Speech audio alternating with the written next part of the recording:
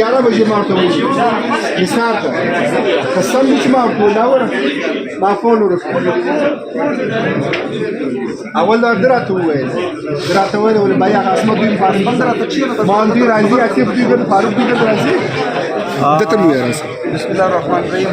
जैसे कि आप सबको पता है कि इस वक्त सेक्टरों में जो है सालार खान काकड़ सूबाई जनरल सेक्रेटरी बलूचिस्तान वो बैठे डिस्ट्रिक्ट कोयटा की जो उम्मीदवारान हैं वो इस वक्त अपनी इंटरव्यू दे रहे हैं।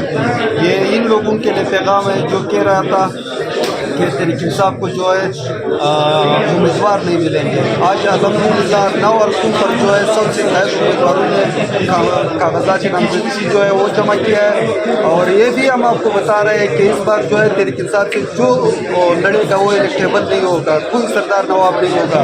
तमाम जो है वो मिडिल क्लास के नौजवान होंगे और वो इस बार जो है बलूचिस्तान के नवाबों और सरदारों की आंखों में आंखें डालकर इंशाल्लाह बलूचिस्तान में इलेक्शन लड़ेंगे।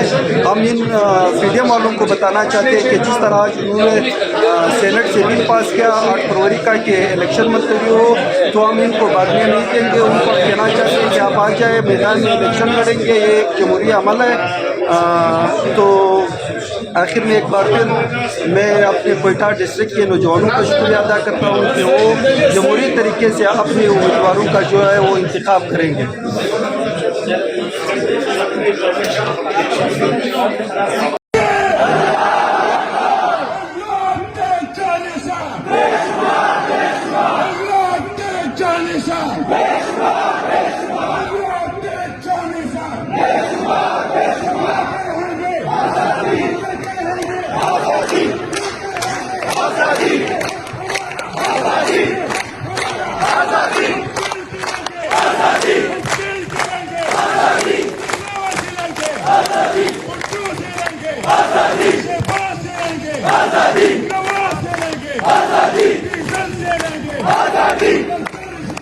आजादी